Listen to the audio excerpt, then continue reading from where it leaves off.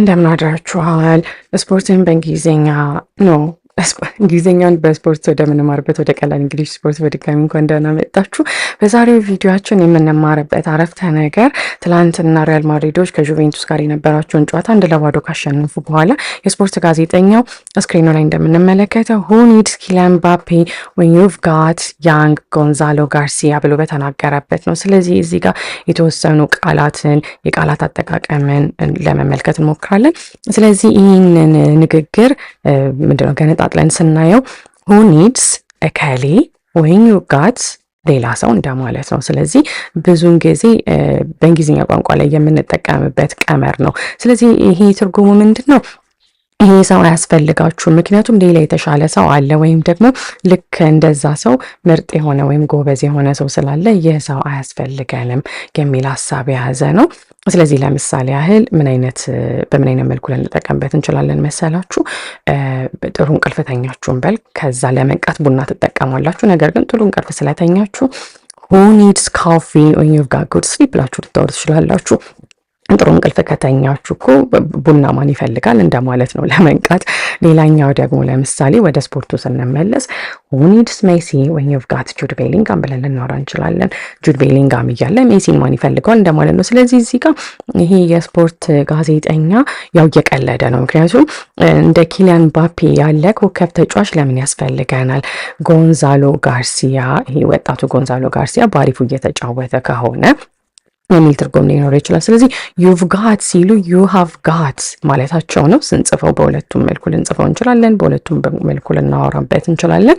እና ይህን ብዙ ጊዜ የምንጠቀመው የሆነ ነገር ያ ሰው ባለቤት መሆኑን ለመግለጽ ወይም ደግሞ አሁን ያለውን ሁኔታ በደንብ ለመግለጽ የሚረዳን አገላለጽ ነው። ስለዚህ ለምሳሌ ያህል ስለ ሪያል ማድሪድ ስናወራ you've got young ጎንዛሎ ጋርሲያ ብለን ልናወራ እንችላለን።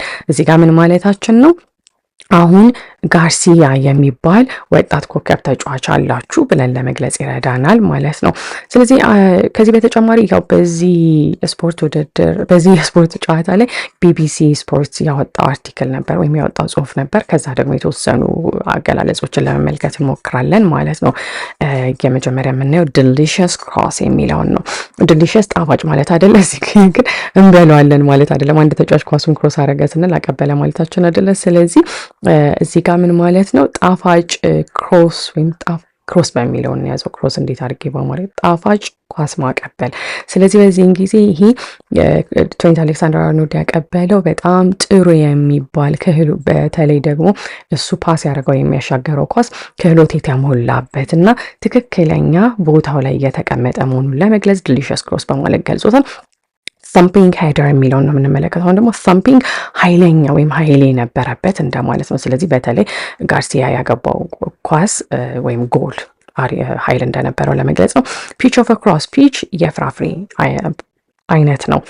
ፒች በአማርኛም እንደሚባል እኔ እንጃ፣ ግን ፒች ኦፍ ክሮስ። ስለዚህ ልክ እንደ ፈሊጣዊ አነጋገር አድርገን ነው የምንጠቀመው። ስለዚህ በዚህን ጊዜ ፒች የምንለው በጣም ምርጥ ወይም የሚያምር ማለታችን ነው። ስለዚህ ለምሳሌ የትሬንት አሌክሳንደር አርኖልድ ክሮስ ወይም ያሻገረው ኳስ ምርጥ እንደነበር ለመግለጽ ሂዝ ክሮስ ዋዝ ፒች ብለን ልናወራ እንችላለን።